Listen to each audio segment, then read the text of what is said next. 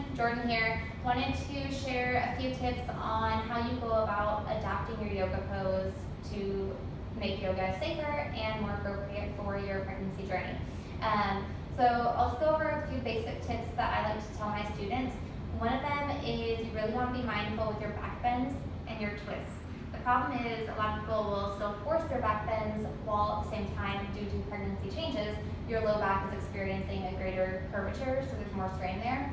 If you're going to be back bending, you really want the back bend to come from your chest and not from your low back. So you want to protect the low back, protect the sacrum, and it's especially true when we have relapsing going through the system. We definitely want to be mindful of the SI joints, which are where your sacrum meets your pelvic bones. And then you want to be mindful of the spaces between all the lumbar vertebrae. With twists in particularly, you want to make sure that you're twisting more from up here rather than down here, and that same rule applies. You want to just protect the low back. I'll show you one of my favorite twists here real quick. So if you're going to be twisting during pregnancy, it's a good idea to kind of start on your side, and then you can open up through the upper body that way. A lot of times traditionally in yoga, we'll start on the back, we'll bring our legs to one side, and then open the arms. But again, you want to protect the hips and the sacrum. And the cool thing is with this too, it'll actually keep your hips stacked so that you're not creating excess torque and torsion through all those joints down there, okay? If you're gonna be in the second to third trimester, you really wanna make sure that you limit time on your back. It's okay to be on your back for a few minutes, whether you're doing legs at the wall pose, where you're on your back and you have your legs straight up in the air, like this. You can do that for a couple minutes. It's okay to do your bridges, but you definitely don't want to do an extended shavasana on your back. You want to avoid heat as best you can. I know some people are in love with hot yoga, and trust me, I was too. It's where I got my start in yoga.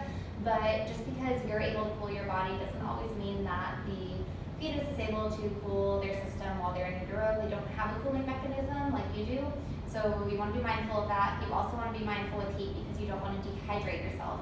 It's super, super easy, especially in pregnancy, to dehydrate your system very quickly. I know a lot of women that end up in the hospital because they're dehydrated and then they have to be pumped full of fluids.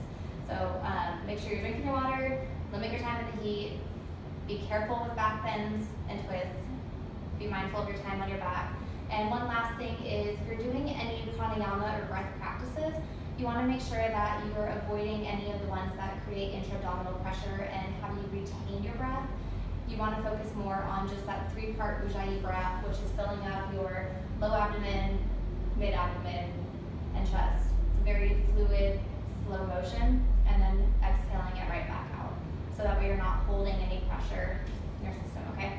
So just follow those few basic guidelines. Now obviously there are a few more that go along with each trimester.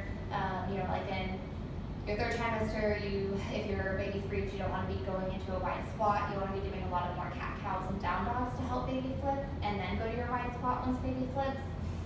If you are in your second trimester and beyond, you probably don't want to be on your belly doing any Supermans or Cobras. You want to make sure that you're keeping the belly off the floor. And honestly, it's not going to be comfortable anyways, right? To have this baby up here and then you're laying on your belly. So, and the biggest thing is listening to your body. A lot of people discount that piece of advice. They want to push through whatever discomfort they're experiencing, but it's such a sacred journey, and changes are happening in your system so quickly and so often too that from week to week things might feel different. And just listening to whatever's going on and honoring that with what you're doing, whether it's in your yoga practice, in another workout you're doing, or in your daily activities, whether it's work or home chores, raising other kids. Just give yourself the grace to know that every day might be different, and that's perfectly okay, and you're on a journey, and it's a beautiful journey.